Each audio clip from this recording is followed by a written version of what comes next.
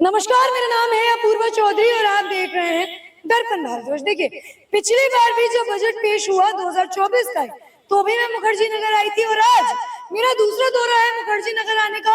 पिछली बार आपने सुना कि मैंने एक दुकान वाले भाई साहब से बात की, जैसे कि सिगरेट महंगी हो गई, और एक शिक्षक मिले थे, उनसे भी बात की, आम लोग भी मिले। ऐसे ही आज फिर मुखर्जी नगर का दौरा हुआ। इसी मुखर्जी नगर में एक शिक्षक से मैंने बात की थी, जैसे मैंने पिछली वीडियो में आपको बताया।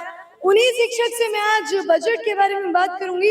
उनका इंट्रो खुद उनसे जानते हैं, वो क्या पढ़ाते हैं और बजट को वो कैसे समझते हैं और जनता को कैसे समझाते हैं, ये जानते हैं। सर, बहुत बहुत स्वागत है, धन्यवाद, आपने हमें समय दिया। क्या नाम है आप? मेरा नाम है राजशेखर। राजशेखर, शेखर जी, किस चीज के आप शिक्षक है, क्या पढ़ाते? जनरल स्टडीज यूपीएससी का सेगमेंट होता है। अच्छा। उसमें मैं पॉलिटी, ज्योग्राफी और इकोनॉमी पढ़ाता हूँ। ठीक। शेखर जी, हम थोड़ा आपके माध्यम से जानना चाहते हैं, बजट आया, आपका क्या नजरिया है बजट 2024-25 को देखने का?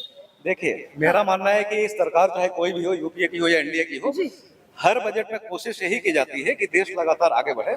इस बार का भी बजट में वही दिखता है और सरकार का जो एक अपना विजन है अमृत काल का, कि 2047 तक भारत को एक विकसित देश बनाना है, उसी परंपरा को आगे बढ़ाते हुए अगर बजट देखेंगे तो अभी 6 महीने पहले जो अंतरिम बजट आया था, उसने भी उसी में एक झलक मिल गई थी। उसी झलक को आगे अब पूर्ण रूप दिया गया है। अच्छा, तो मेरे हिसाब से बजट संतुलित है। आपने देखिए अंतरिम बजट का भी जिक्र कर दिया, आपको लगता है कि उसी से मिला जुला कुछ है या जनता के लिए और भी कुछ एडअप करके इस बजट में लाए? अंतरिम बजट में तो सिर्फ वो बातें होती हैं जो तत्काल तौर पे सरकार को करनी होती है, और मेन बजट बनाने का काम तो सरकार का होता है जो लोकप्रिय होती है, चुनाव जीत करके आती है। लेकिन थोड़ी मोड़ी झांकी तो मिल ही जाती है, और ये पूर्ण बजट है, जाहिर सी बात है अंतरिम बजट की तुलना में इसमें बहुत सारी बातें होंगी। अच्छा, मैं देख रही थी शेखर जी, जब मैंने बजट सुना तो निर्मला सीतारमण जी ने अपने स्टार्टिंग के वाक्यों में बोला कि भारत की जनता हम पर भरोसा दिखा रही है। क्या भारत के शिक्षक जो यूपीएससी छात्र निकालते हैं, क्या वो शिक्षक भरोसा जता रही है भारत की सरकार पर? देखिए, शिक्षक का कर्तव्य ही होता है कि अपने छात्रों को देश हित के प्रति प्रेरित करें। और मेरा फिर से मैं बोल रहा हूँ कि आजादी के बाद से सरकार चाहे कोई भी हो, हर सरकार देश हित में ही काम करती है। तो अगर इस सरकार को भी, चाहे गठबंधन की ही सरकार हो, लीगल तरीके से सरकार ने जो संवैधानिक हमारी प्रक्रिया उसका पालन करते हुए अपनी सरकार बनाई है, तो हमारा मानना है कि हम सभी को उनका सम्मान करना चाहिए। अच्छा, देखिए, हम देख रहे थे कि निर्मला जी ने 4 चीजों पर फोकस किया है, गरीबी, महिला, युवा और अन्नदाता।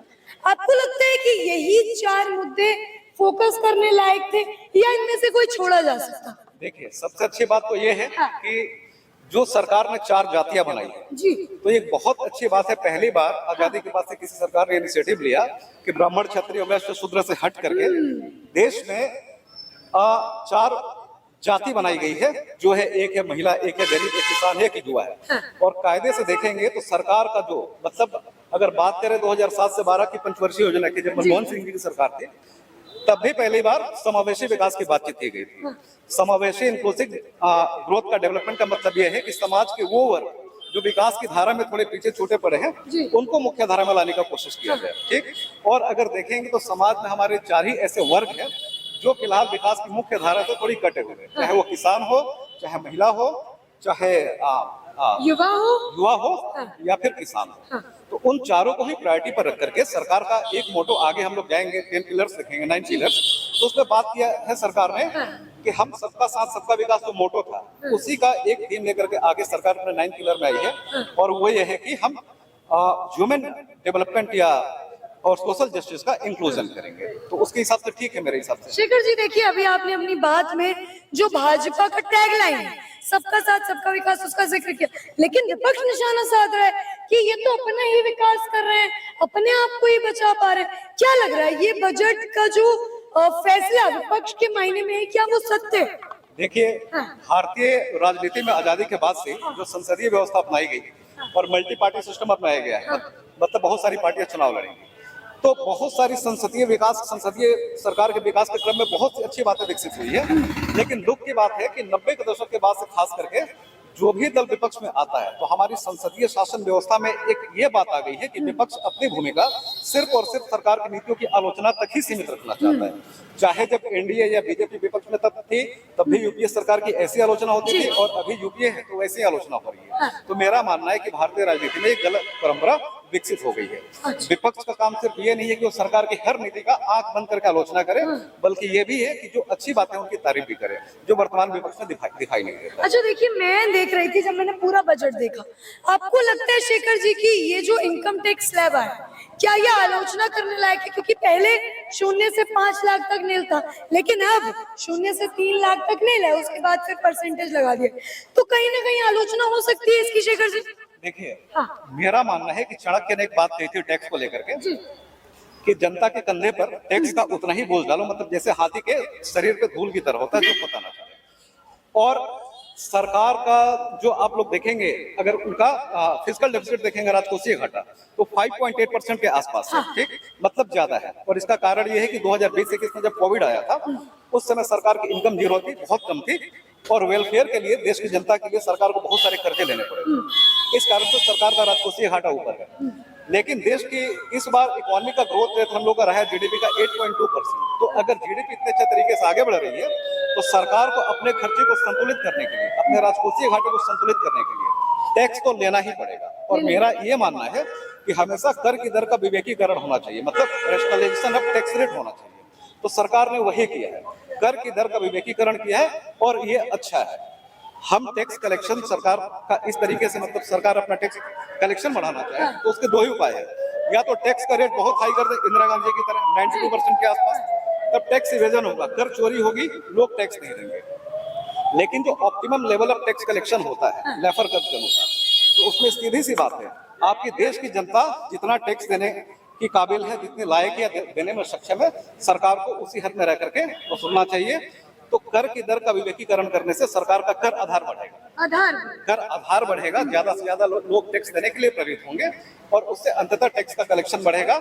और बात चाणक्य वाली ही है कि जनता पर कर का भार तो डालो, लेकिन इस तरीके से कि वो हाथी के शरीर पर धूल की तरह। अच्छा, एक चीज और शेखर जी मुझे जरा सा समझाइए, किसान को भी फोकस में रखा गया, अन्नदाता को, क्या लग रहा है इस बजट से क्या किसान खुश होगा? क्योंकि 1 अगस्त को देखिए धरने पर बैठ रहे हैं वो लोग, तो क्या कहेंगे, धरने का प्लान कैंसिल हो सकता है?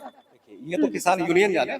किसानों को लेकर के बजट में जो बातचीत है वो ये है कि अधिकांश किसानों को, और मुझे भी थोड़ी बहुत उम्मीद थी कि जो किसान सम्मान निधि में 6,000 रुपए की राशि दी जाती है, उसको शायद बढ़ाया जाए। तो अगर कोई किसान सिर्फ इसी नजरिए से तत्कालिक तौर पे देखना चाहता है कि हमारे सम्मान निधि में कोई पैसा नहीं बढ़ा है, तो वो नाराज होगा।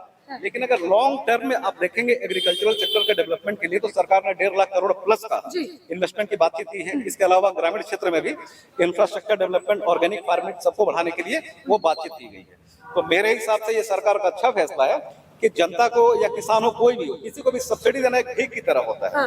तो इस परंपरा को तोड़ा जाए, मिनिमम सब्सिडी जो दी जा रही है वो ठीक है, मतलब 6,000 रुपए किसान सम्मान निधि के तहत, लेकिन ये देश की गरीबी को, किसानों की आय को बढ़ाने का कोई परमानेंट जरिया नहीं है। उसका परमानेंट तरीका ये है कि आप कृषि क्षेत्र के विकास पर ध्यान दें। इसके अलावा आपकी जिम्मेवारी है, चूंकि आप वर्ल्ड लेवल पर इन्वायरमेंट और बाकी संस्थाओं से भी जुड़े हुए हैं, तो लॉन्ग टर्म में सस्टेनेबल डेवलपमेंट के लिए जरूरी है कि हमारी मिट्टी की उत्पादकता भी बनी रहे। इसकी बातचीत पिछले बजट में भी थी, और इस बार भी कोशिश ये की गई है, सरकार यही कर रही है कि फर्टिलाइजर के इस्तेमाल को कम करने की कोशिश की जाए, ऑर्गेनिक फार्मिंग को बढ़ाया जाए, ताकि किसानों की आय भी बढ़े, प्रोडक्टिविटी भी बढ़े, और साथ में हमारी भूमि की उर्वरता भी कम ना हो। अच्छा, चूंकि शेखर जी आप शिक्षक हैं, आप पढ़ाते हैं, तो मैं ये जानना चाहती हूँ, क्या ये बजट एजुकेशन के नजरिए से अगर देखें तो कुछ लाभकारी हुई है, या जिन बच्चों को आप पढ़ाते हैं उन युवाओं के लिए कुछ लाभकारी हुई? देखिए, जैसा सरकार ने 4 जातियां बनाई है, उसमें युवा है, और शिक्षक के तौर पे हम रोटी अपनी तभी कमा सकते हैं जब हमारे पास स्टूडेंट्स आएंगे।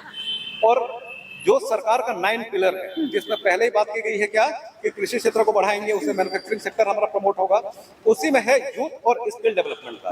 तो जाहिर सी बात है, अगर किसी भी युवा को स्किल लेना है, उसको अपना एजुकेशन पूरा करना पड़ेगा। एजुकेशन सिस्टम में अभी हम लोग का जो है वर्तमान, उसने क्या है, जो लंबे समय से विकसित हुआ था कि सिर्फ शिक्षा लेने पर बातचीत थी, डिग्री लेने पर बातचीत थी, डिग्री लेने के बाद से उसका करना क्या है ये नहीं पता था। इसलिए हमारे देश में शिक्षित युवाओं की संख्या बहुत ज्यादा थी। अब सरकार जो योजना बना रही है, जैसे कि नई एजुकेशन पॉलिसी लाई गई थी 2020 में, और उसके बाद अभी बजट में जिस तरीके से स्किल डेवलपमेंट के लिए युवाओं को प्रेरित किया जा रहा है, लगभग 20 लाख युवाओं को ट्रेनिंग दिया जाएगा 5 साल में, तो ये अच्छी बात है। अच्छी बात। अच्छा, कहाँ के रहने वाले हैं आप? मैं हूँ मूलतः बिहार से, लेकिन पश्चिम बंगाल में मैं रहता हूँ। अच्छा, लेकिन बिहार से नाता है। देखिए, बिहार के लिए भी एक बहुत बड़ा, अगर मैं बोलूं भेंट दिया गया तो गलत नहीं होगा, 26,000 करोड़ इंफ्रास्ट्रक्चर पर लगाए जाएंगे। कैसे देख रहे हैं, क्या पुल नहीं टूटेंगे? यही सवाल मैं हर शिक्षक से जो बिहार से आते हैं या आम आदमी जो बिहार से आते हैं उनसे करती हूँ। क्या लगता है, अब बिहार और बेहतर दिखेगा? देखिए, जैसा मैंने बताया कि वो जो पुल गिरने का मुद्दा है उसका बजट से कोई लेना देना नहीं है। पहला तो ये इंफ्रास्ट्रक्चर डेवलपमेंट के लिए सरकार पैसा देगी। बिहार को लगभग 26,000 करोड़ का शायद पैकेज मिला है मेरे हिसाब से, अच्छी बात है। और जैसा मैंने शुरुआत में ही बोला था कि सरकार इस बजट में संतुलन बनाने की कोशिश कर रही है। तो संतुलन में सिर्फ अर्थव्यवस्था देश के नागरिक ही नहीं होते, उनको अपना दलगत संतुलन में बनाना होता है। अगर पॉलिटिकल सपोर्ट लिया गया है बिहार से और तेलंगाना से, तो उनको थोड़ा सा संतुष्ट करने के लिए स्पेशल पैकेज देना सरकार की मजबूरी थी। 26,000 करोड़ दिया गया है, और सिर्फ बिहार को और तेलंगाना को जो पैकेज मिला है, इसके अलावा जो और पिछड़े 5 राज्य हैं, बिहार हो गया, झारखंड हो गया, उड़ीसा हो गया, इन सभी राज्यों को मिला करके भी एक ओवरऑल होलिस्टिक डेवलपमेंट की बात की गई है। अच्छी बात है। इसके अलावा बिहार में टूरिज्म को प्रमोट करने के लिए गया में, राजगीर में, नालंदा में टूरिस्ट, जैसे कि काशी विश्वनाथ कॉरिडोर बना था टेम्पल का, वैसे वहां पर बनाने की कोशिश की जा रही है। तो टूरिज्म सेक्टर को भी प्रमोट किया जा रहा है। इसके अलावा एक अमृतसर से पश्चिम बंगाल कोलकाता इंडस्ट्रियल कॉरिडोर बनाने की बातचीत की गई है। तो ओवरऑल ये जो चीजें हैं, अगर इम्प्लीमेंटेशन इनका सही तरीके से होता है, और सबसे मजेदार बात यह है कि अभी जो वर्तमान में बिहार के मुख्यमंत्री हैं, वो कब तक इस सरकार के साथ रहेंगे नहीं रहेंगे ये शायद वही जानते हैं। तो अगर साथ में रहे, पैकेज मिला, और जो मेडिकल कॉलेज से लेकर के टूरिस्ट सेंटर और इंडस्ट्रियल कॉरिडोर बनाने की बातचीत की गई, तो बिहार का अगले कुछ सालों में अच्छा विकास हो। अच्छा विकास। अच्छा, अगर मैं इस बजट की महंगाई और सस्ते पर ध्यान दूं, तो देखिए मोबाइल सस्ता हो गया, चार्जर सस्ते हो गए, बैटरी सस्ती हो गई, सोना चांदी सस्ता हो गया। वहीं देखिए दूसरी तरफ सिगरेट महंगे हो गए, प्लास्टिक महंगी हो गई, हवाई यात्रा महंगी हो गई। क्या कहेंगे, आम जनता को दिक्कत होगी इससे या राहत मिलेगी? देखिए, जब नेहरू जी हमारे देश के प्रधानमंत्री बने थे, उन्होंने भी अर्थव्यवस्था की नींव को मजबूत करने के लिए हमारी अर्थव्यवस्था धीरे ही सही लेकिन ऐसे विकसित हो कि लगातार इसका विकास होता रहे। उसमें एक बात था कि उपभोक्तावादी संस्कृति को हतोत्साहित करना है। तो अभी सरकार का देखेंगे तो वो सारी चीजें, जैसे कि मेडिसिन हो गया, एसेंशियल जो मिनरल्स हो गए, उन सब पर से कस्टम ड्यूटी हटाई गई है। कैंसर की जो मेडिसिन है, एडुकेशन पे भी और बाकी सब चीजों में भी थोड़ी बहुत छूट दी गई है। और ये अच्छी बात है कि वैसी चीजें जो उपभोक्तावादी संस्कृति को बढ़ावा देती हो, चाहे एयर कंडीशन हो, चाहे सिगरेट हो या शराब हो, उस पर टैक्स बढ़ाना मेरे हिसाब से अच्छा है। अच्छा, ओवरऑल बजट कैसा लगा शेखर जी? जो भी महंगा हुआ, सस्ता हुआ, छूट मिली या टैक्स स्लैब जो बढ़ गया, ओवरऑल आप क्या कहेंगे समरी में? ओवरऑल बजट संतुलित है प्रत्येक तरीके से, चाहे राजनीति हो या अर्थव्यवस्था हो। हर समाज के हर पिछड़े वर्ग को साधने की कोशिश की गई है, और उम्मीद है कि बजट का इम्प्लीमेंटेशन सही से हो। अब देखेंगे, एक बात जो मैंने दोपहर को देखा वो ये था कि जब long term capital gain tax बढ़ाने की जब वित्त मंत्री ने बातचीत की, तो उससे सेंसेक्स में थोड़ा सा भूचाल आया, निफ्टी और सेंसेक्स होने की, लेकिन वो लॉन्ग टर्म नहीं था, फिर से वो अपना रिकवरी शुरू हो गया।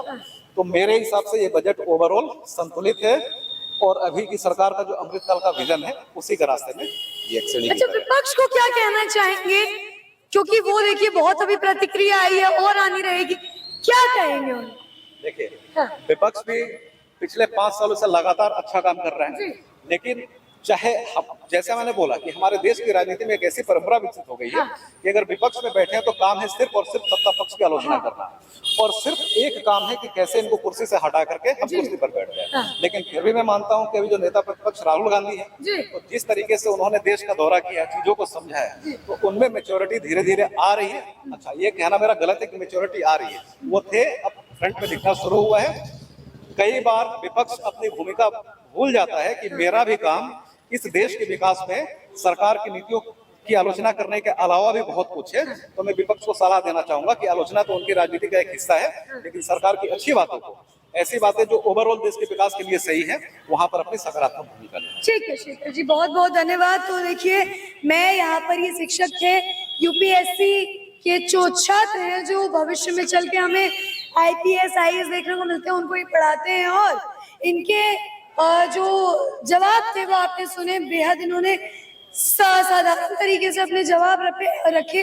आपकी क्या राय है, ये बजट आगे आने वाले समय में कितना भौकाल मचाता है, विपक्ष क्या क्या अपनी राय रखती है, देखना बेहद जरूरी होगा। क्या कुछ राजनीति में उथल पुथल होता है, आपकी क्या राय है कमेंट सेक्शन में अवश्य के बहरहाल अभी के लिए इतना ही। मुझे इजाजत दीजिए, बहुत बहुत धन्यवाद। जय हिंद, जय भारत।